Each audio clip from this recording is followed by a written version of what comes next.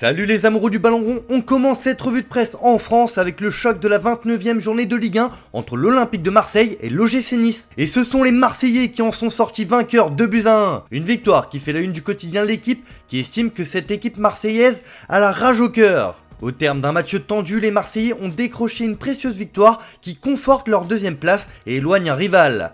Un sentiment de soulagement que l'on retrouve sur la une de La Provence et surtout que cet OM peut savourer. Pour Nice matin, la déception est grande car les Aiglons chutent du podium avec cette défaite. Une déconvenue qui pourrait laisser des traces au gym. D'autres matchs avaient lieu hier après-midi et sachez que l'Olympique Lyonnais n'a pas enchaîné contre Reims avec un triste match nul 0-0. Pour le progrès, l'OL n'y arrive toujours pas en championnat, les Lyonnais sont 10e au classement.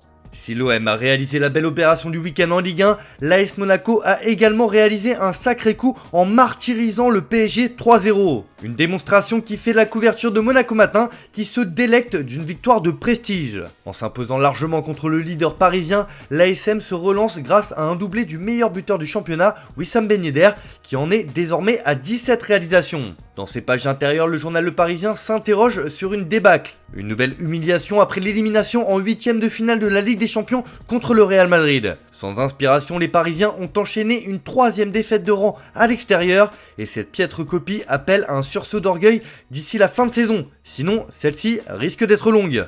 Allez, on file en Angleterre où ce sont les quarts de finale de la FA Cup qui font les gros titres ce matin. Liverpool s'est qualifié pour les demi-finales en s'imposant 1-0 contre Nottingham Forest grâce à Diogo Jota. Le Portugais fait d'ailleurs la une de The Game, le supplément football du Times qui s'enflamme car on se reverra à Wembley Pep.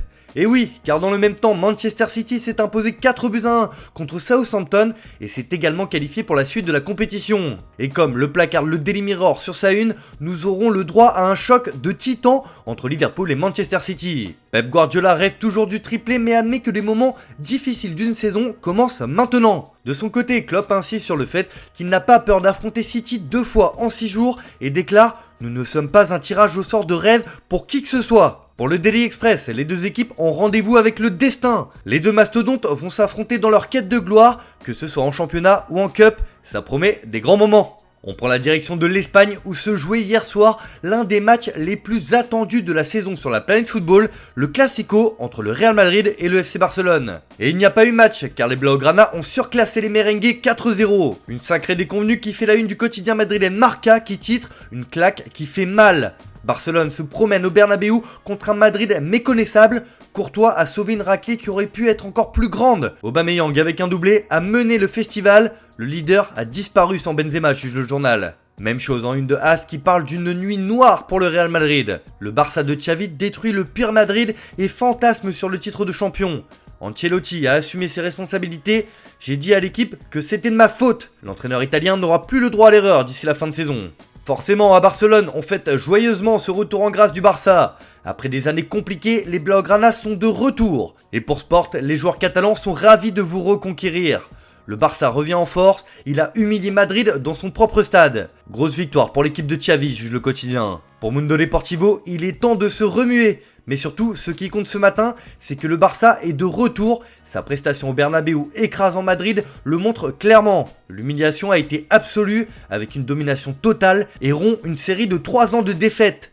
Pour les Sportius, c'est une victoire pour les années à venir. De son côté, El País a le même constat que ses confrères et confirme que le FC Barcelone est de retour sur le devant de la scène. C'est tout le football espagnol qui va en profiter.